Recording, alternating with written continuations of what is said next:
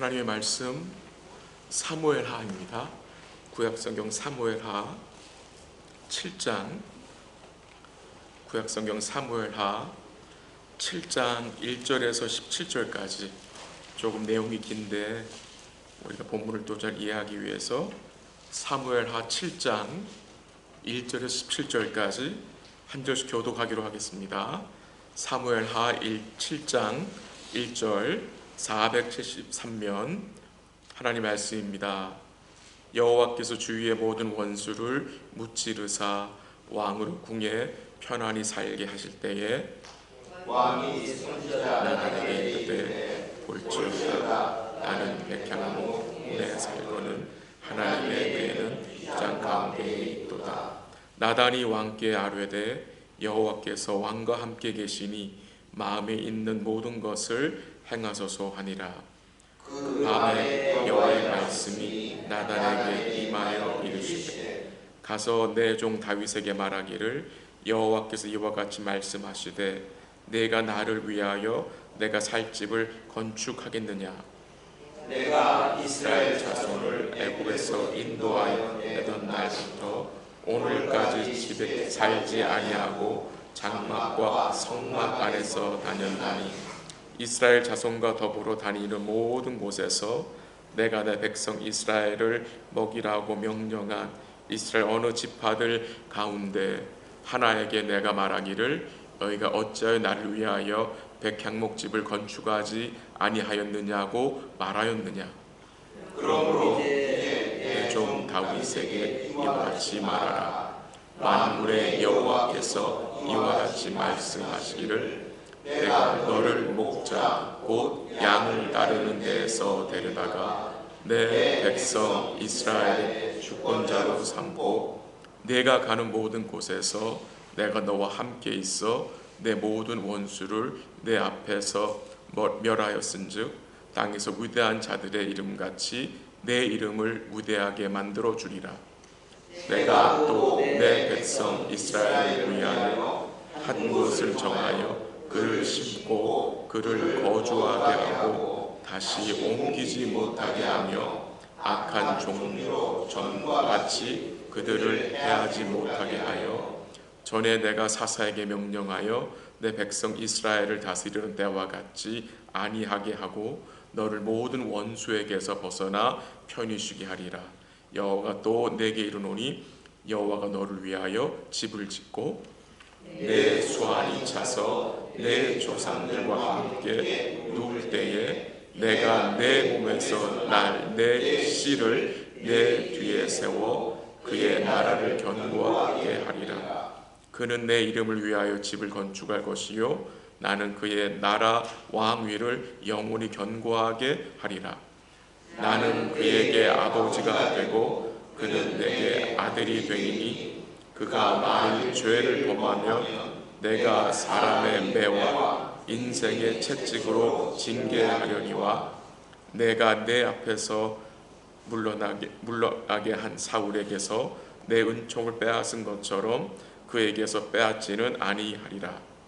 내 집과 내 나라가 내 앞에서 영원히 보존되고 내 왕위가 영원히 견고하리라 하셨다 하라. 같이 하죠. 나단이 이 모든 말씀들과 이 모든 계시대로 다윗에게 말하니라. 아멘. 저희가 아브라함의 언약과 모세 언약을 지난 2주에 걸쳐서 살펴보았습니다. 하나님이 아브라함에게 후사, 왕과 연결되죠. 그리고 많은 자손들, 그리고 땅을 약속해 주시면서 영원한 복을 언약해 주셨습니다. 그 아브라함에게 주신 그 언약하신 그 약속이, 그 복이 1차적으로 부분적으로 모세 언약에서 성취가 되었다고 했습니다. 아브라함이, 이 한 사람이 어떻게 되죠? 그의 후손들로 인해서 한 나라 이스라엘을 이루게 되었고 그들이 애굽에서 모세를 통해 나오게 되고 약속의 땅을 향하여 가며 결국 그 땅에 들어간 것은 하나님이 아브라함에 약속하신 것이 부분적으로 1차적으로 성취된 것이라고 말씀을 드렸습니다. 그리고 모세 언약을 통해서 우리가 살핀 것은 이 언약이 성취된 것은 이스라엘 백성들이 율법을 잘 지켜서 된 것이 아니라 하나님의 언약적 은혜라고 말씀드렸습니다.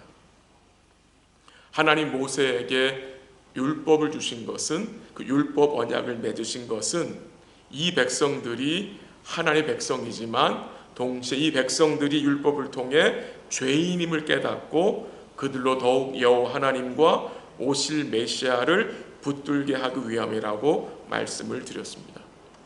이제 오늘 다윗 언약을 통해서 우리가 또 생각해 볼 내용은 하나님이 아브라함에 약속하신 후사, 즉 왕에 대한 언약이 이제 다윗 언약을 통해서 좀 더 구체적으로 보여지고 성취되는 모습이 물론 부분적인 성취지만 우리에게 보여지는 것입니다.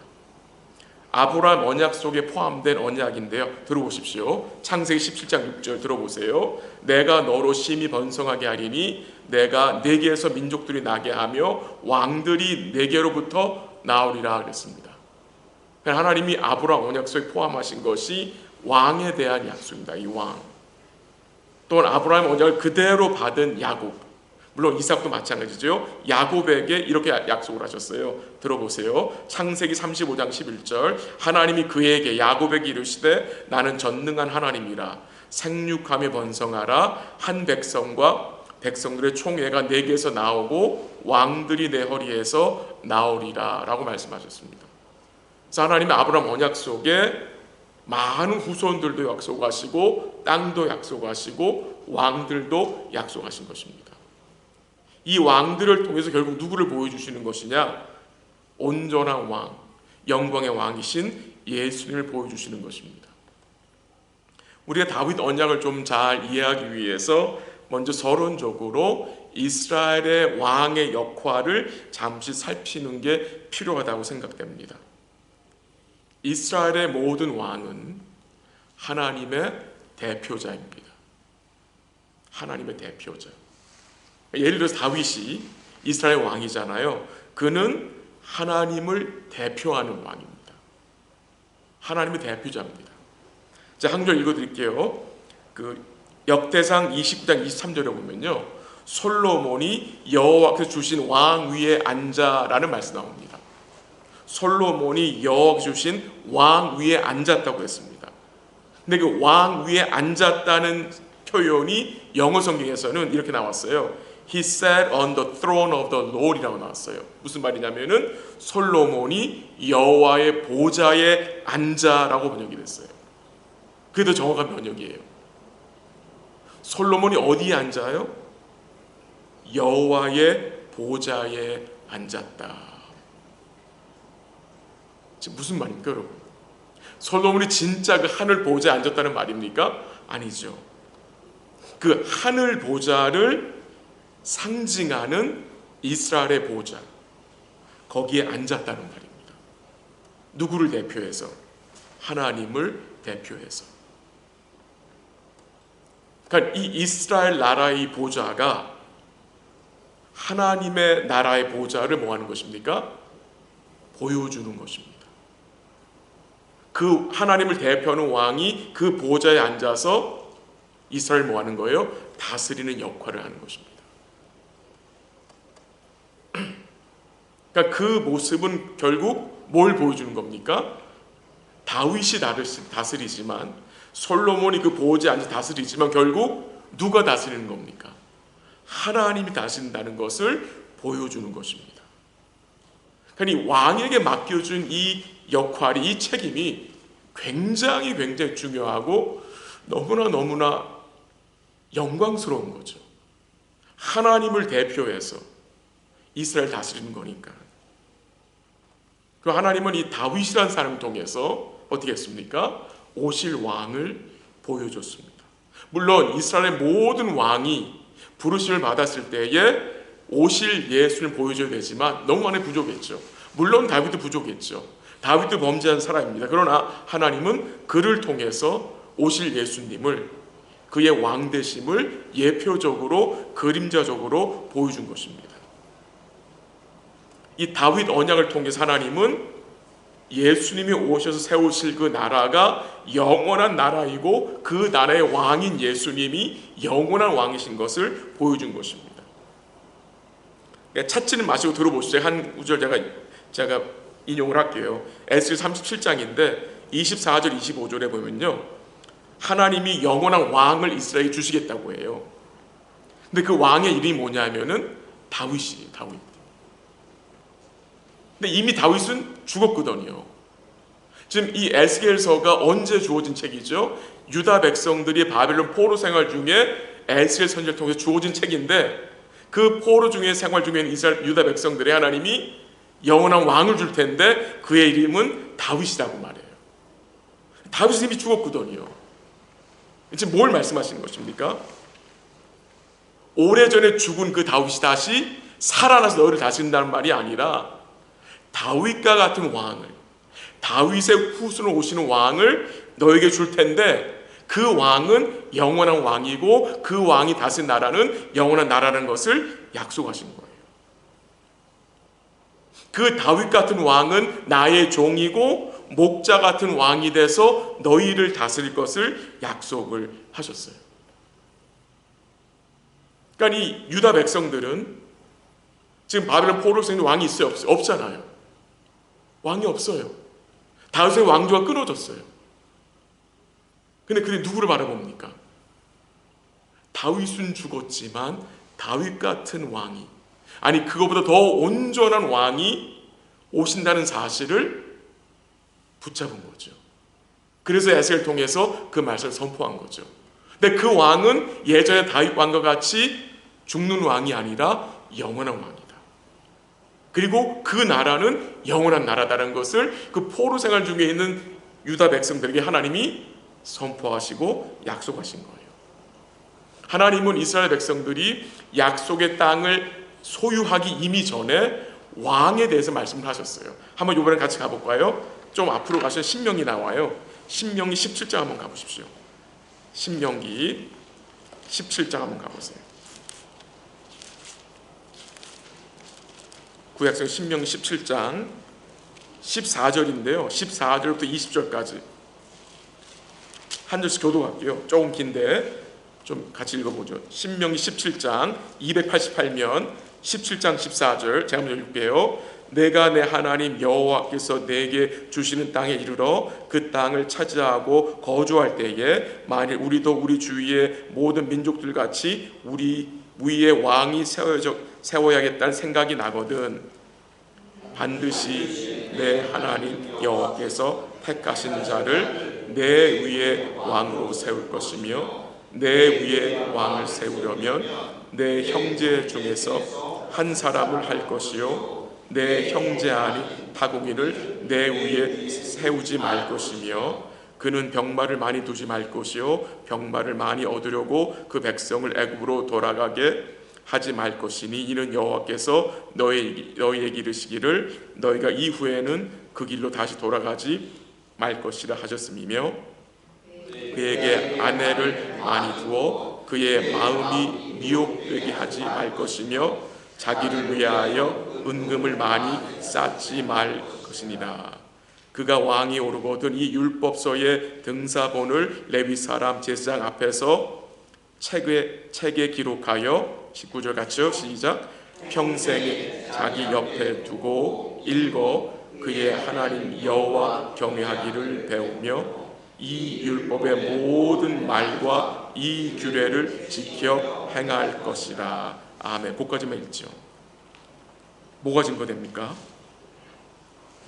이제 이스라엘 백성들이 이 아브라함 후손들이 약속 땅에 들어가면 그 약속의 땅에 여러 민족이 사는데 모두 인간 왕을 가지고 있어요. 근데 자기들만 왕이 없는 거예요. 이 이스라엘만 인간 왕이 없는 거예요. 그래서 너희가 왕을 세우고자 할 때에 어떤 왕을 세워야 한다는 말씀을 주신 거예요. 너희가 투표를 잘해서 뽑으라고 하지 않고 하나님이 내가 택한 자를 세우라고 말씀하시면서요. 너무도 구체적으로 말씀을 하세요. 3가지 금지사항을 말씀하시죠. 왕에 대해서. 그 세 가지 금지사항이 뭡니까? 말을 많이 두지 말아라. 병말을 많이 두지 말아라. 그리고 뭐 많이 두지 말아라? 아내를 많이 두지 말라고 하고요. 그리고 세 번째는 은금을 많이 쌓지 말라고 합니다. 말, 아내, 그리고 금. 세 가지를 많이 쌓지 말래요. 많이 두지 말래요. 이 세 가지 내용들은 다 이방 왕들과 현저하게 대조가 되는 내용입니다. 이 이방 왕들은, 가나안 땅의 왕들은 모두 뭘 많이 두려고 합니까? 말입니다. 말, 그리고 아내, 그리고 은금입니다. 근데 그들이 추구하는 이 세 가지를 너희 이스라엘 왕은 추구하지 말라라고 명령합니다. 왜 이방 왕들이, 가나안 왕들이 말을 많이 둡니까? 국방을 위해서잖아요. 나라를 지키기 위해서. 그래서 말을 사들이는데 온 힘을 기울이잖아요. 근데 이스라엘 왕에게는 그렇게 하지 말아라. 은금 많이 모으지 말아라. 근데 이 이방 왕들은 경제를 살리기 위해서 은금을 모으잖아요. 또 아내를 많이 둡니다. 왜요? 자기의 왕조를 계승하기 위해서 여자들을 많이 끼고 있습니다. 근데 그런 게 다 안 된다는 거예요. 그렇게 하지 말라는 거예요. 왜 말을 많이 두지 말라고 합니까? 이스라엘을 누가 지킨다고요? 하나님이. 왜 은과 금을 많이 모으지 말라고 합니까? 먹는 것은 하나님 베푸신다는 거죠. 그리고 왕조가 계속 이어지는 것은 여자가 많아서 되는 것이 아니라 하나님의 뜻이고 하나님의 권한이라고 말씀하시는 것입니다. 그러면서 하나님이 강력하게 요구하시는 것이 있어요, 왕한테. 그게 뭡니까, 여러분? 율법서에 뭘 만들어라? 카피를 만들어라. 그리고 네 옆에 두고 뭐하라? 공부하라, 읽어라, 지켜 행하라. 이 왕에게 주신 말씀이 참 너무나 특이하죠. 독특해요. 그러니까 왕한테 지금 하는 강조하시는 것은 너 성경 공부 정말 잘해야 된다. 말씀을 옆에 두고 있으라는 거죠. 왜요? 이 왕은 하나님을 대신하는 왕이기 때문에 이 왕이 누구의 뜻을 따라서 나라를 통치해야 합니까? 하나님의 말씀이잖아요. 그것을 강조하는 거예요. 결국 이스라엘의 왕이 세워지죠. 세워질 때 그 배경이 어땠습니까? 이스라엘 백성이 사무엘을 찾아갑니다. 사무엘을. 우리에게 눈에 보이는 왕, 이방 나라같이 눈에 보이는 왕을 달라고 했습니다. 근데 이스라엘 백성들이 가나안 땅에 들어가서 벌써 200년 이상 살았어요. 왕이 없이 살았어요. 물론 사사가 있었지만 하나님이 사사를 통해서 나라를 다스렸는데 이제 이 백성들이 싫은 거예요. 우리도 눈에 보이는 왕을 달라고 요구한 거예요. 근데 그 눈에 보이는 왕을 달라고 요구한 것은 이들이 누구를 거부한 것입니까? 하나님을 거부한 것입니다. 하나님 이 백성들이 어떤 마음을 가지고 있었는지 알고 있었어요. 이들이 인간 왕을 달라는 것은 결국 눈에 보이지 않는 하나님은 거부하며 그 눈에 보이지 않는 하나님 더 이상 섬기기 싫다는 그거였어요. 그래서 사무엘이 어떻게 했어요? 마음이 너무나 괴로웠잖아요. 그래서 경고까지 했어요. 너희가 인간 왕을 갖게 되면 너희들이 고생할 거다. 너희들이 힘들 거다. 그런데 어떻게 해요? 달라고 하죠. 결국 하나님 어떻게 하십니까? 허락을 하세요. 허락을 하세요. 그래서 인간들이 원하는 왕이 세워지는데 그 왕이 누굽니까? 사울입니다. 이스라엘 백성이 왜 사울을 좋아했을까요, 여러분? 사울은 다른 보통 남자들보다 머리 하나가 더 커요. 준수해요. 그러니까 힘이 세고 거인이기 때문에 저런 왕이 있으면 우리도 좀 힘이 있을 수 있겠다라고 생각한 거죠. 하나님을 허락을 하세요. 사울이 세워집니다. 근데 사울이 얼마 가지 않아 어떻게 됩니까? 그 왕 위에서 어떻게 돼요? 물러나게 됩니다. 왜? 하나님께 범죄함으로. 선지자 사무엘이 기다리라 했는데 기다리지 않고 자기가 교만해져서 백성들의 요구대로 제사를 자기 마음대로 드려버립니다. 하나님 정하신 말씀을 무시해버립니다. 하나님이 사울에게 아말렉 족속을 모두 진멸하라 했는데 어떻게 합니까? 다 진멸하지 않습니다. 좋은 곳들 다 빼놓습니다. 하나님 말 순종하지 않아요. 그래서 하나님 어떻게 하세요? 사울을 패하시고 세운 왕이 누굽니까? 다윗입니다. 다윗.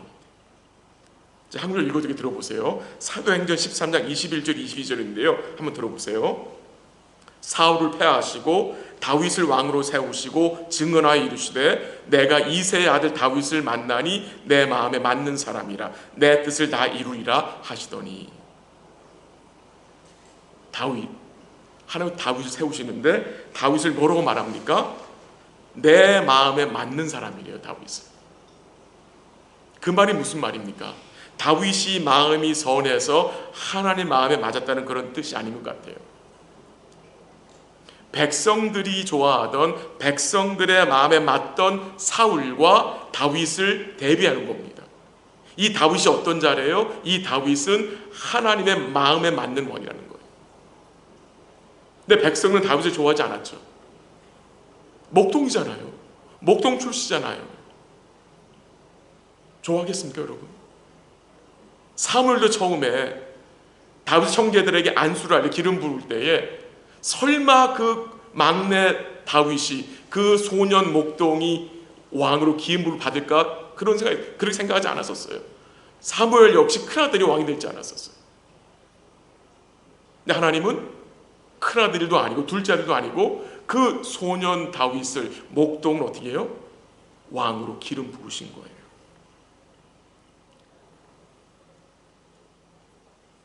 여러분, 하나님이 아브라함과 언약을 맺으실 때에 뭘 약속하셨어요? 너의 후손이 하늘의 별과 같고 바다의 모래같이 많을 것이다. 그 말이 아브라함과 사라에게는 어떻게 들렸을까요? 헛소리 들리죠. 헛소리. 아니 지금 내가 자녀가 하나도 없는데 어떻게 나의 후손이 하늘의 별들같이 많고 바다같이 많아? 근데 그 하나님의 언약이 어떻게 이루어져요? 안 이루어져요? 이루어지죠. 이루어졌잖아요. 그 산골에서 그 시골에서 양들을 지키는 그 목동, 그 소년 목동인데 하나님이 그를 통해 뭘 하시겠다는 거예요? 자신의 구원의 언약을 성취해 가시겠다는 거예요. 왜 자녀를 생사하지 못하는 아브라함과 사라, 왜 그렇게 연약한 소년 다윗을 불러서 하나님 뜻을 이루십니까? 하나님의 구원은, 하나님의 언약은 하나님이 스스로 이루신다는 것을 뭐 하는 거예요? 가르쳐 주시는 거예요.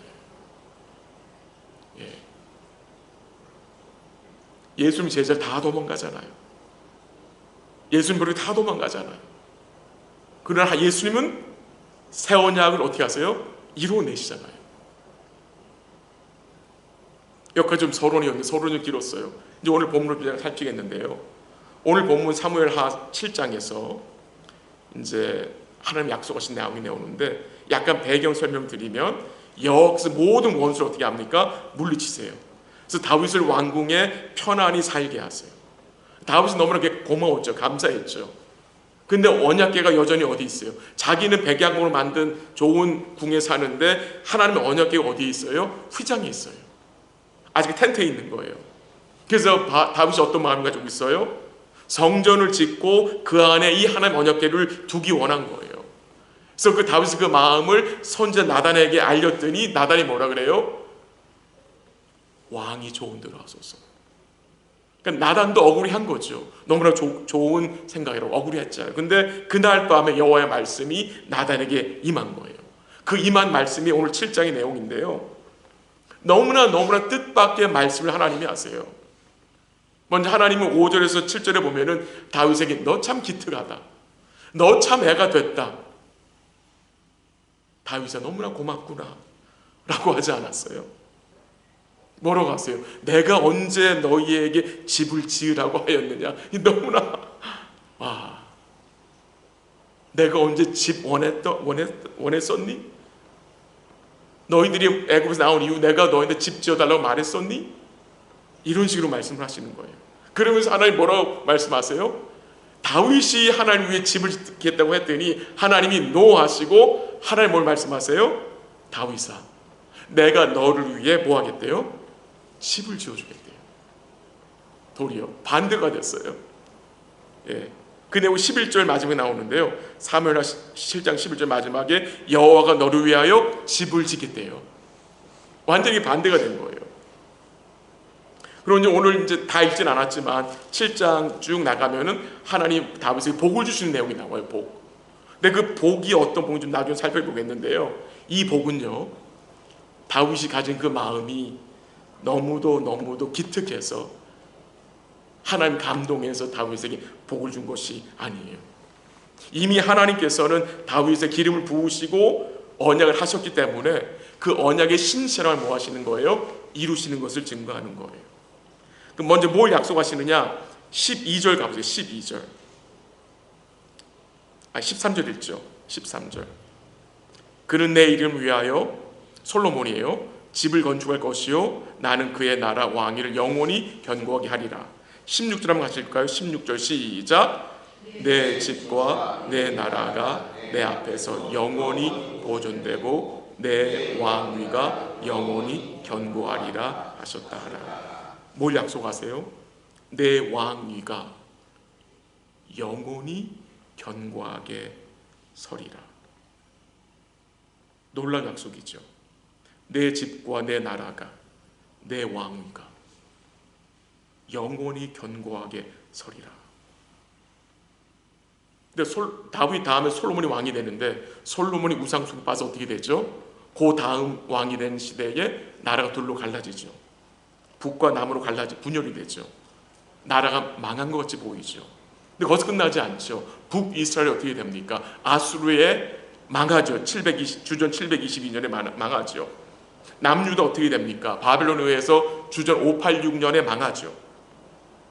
물론 이 다윗의 왕조가 약 400년 동안 유지됐지만 어떻게 됩니까? 결국 끝이 납니다. 바벨론의 포로로 잡혀갑니다. 다윗의 그 왕조의 그 통치가 끝이 났어요. 그러니까 이런 내용을 볼 때에 오늘 지금 하나님 약속하신 내용이 그럼 무효된 것이라고 생각이 들 수가 있어요.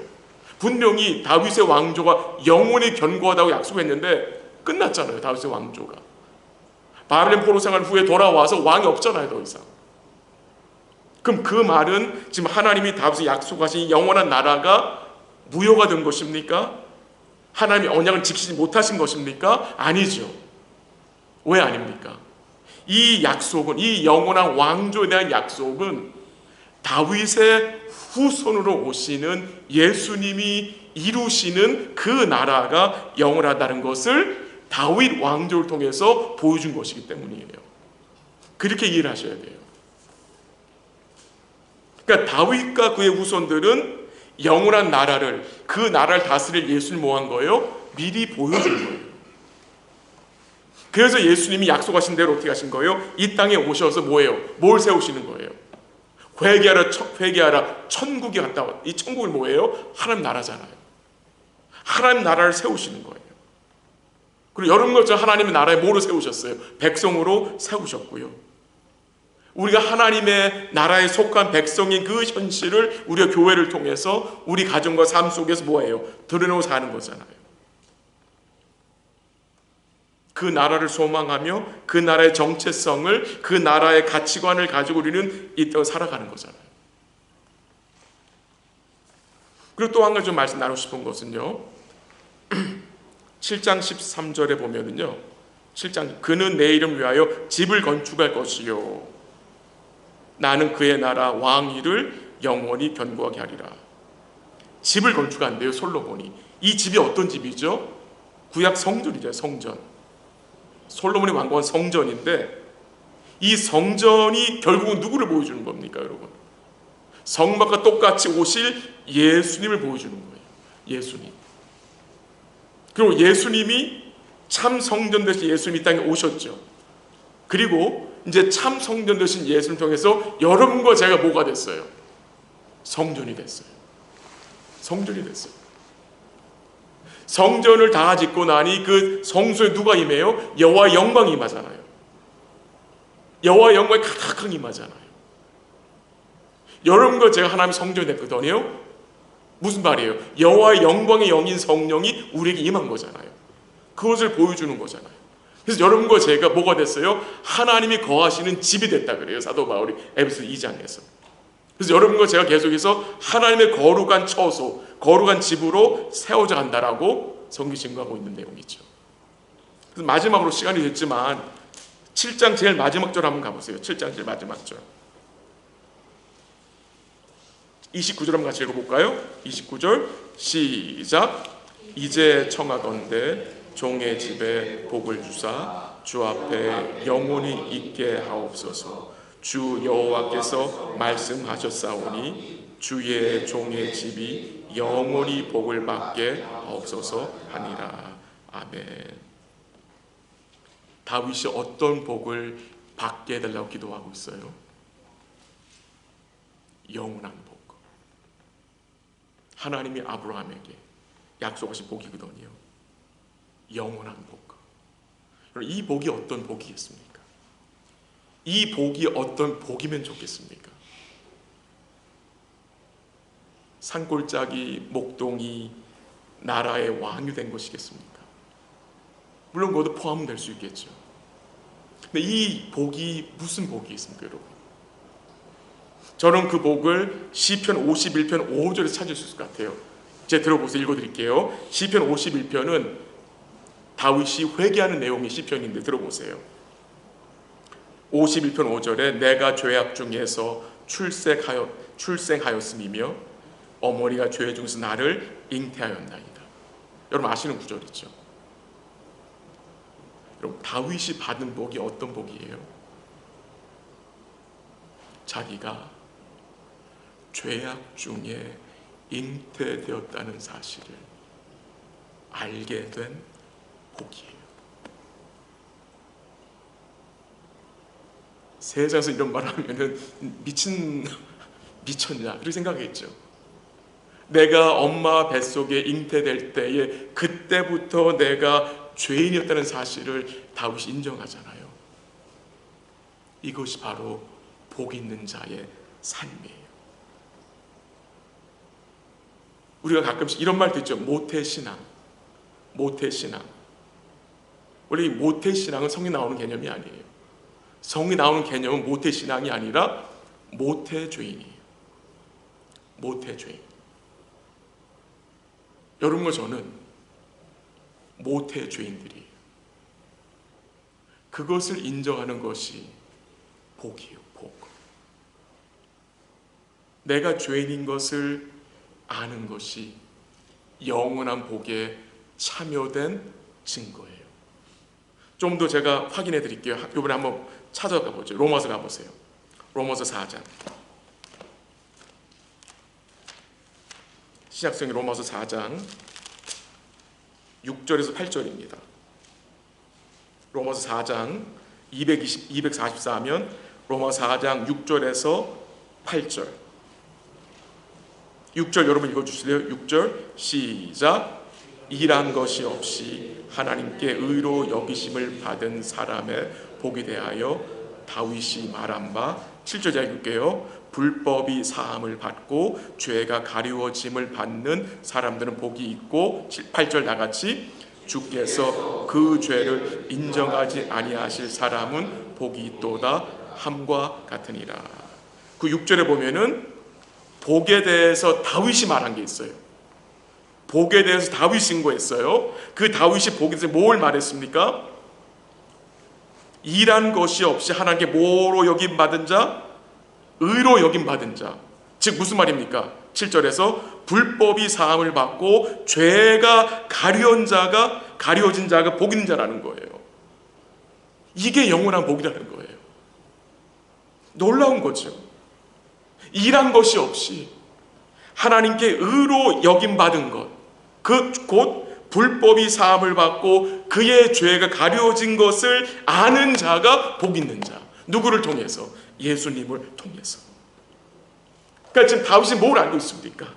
자신의 죄로 인하여 오실 그 왕이, 그 영광의 왕이 죽임을 당한다는 사실을 다윗은 알고 있었고요. 그 죽임 당한 것을 통해서 자기의 모든 죄가 어떻게 된다는 것을요, 가려진다는 사실을 알고 있던 거예요. 이것이 바로 뭡니까? 영원한 복입니다. 이 복을 여러분과 제가 누리고 있어요, 없어요? 있는 거예요. 이 영원한 복이, 이 영원한 죄 가려주심이, 이 죄사함 받은 복이 목동이 왕이 된 것과 비교할 수 있습니까? 이 영원한 복이 이 세상에 우리가 좀 더 누리는 것과 비교가 될 수 있겠습니까, 여러분? 이 영원한 복의 가치가 얼마나 귀한지 우리는 계속 복음을 통해서 뭐 해야 합니까? 알아가야 되는 거예요. 이 영원한 복을 우리 마음속에 깊이 우리가 가지고 있으면요,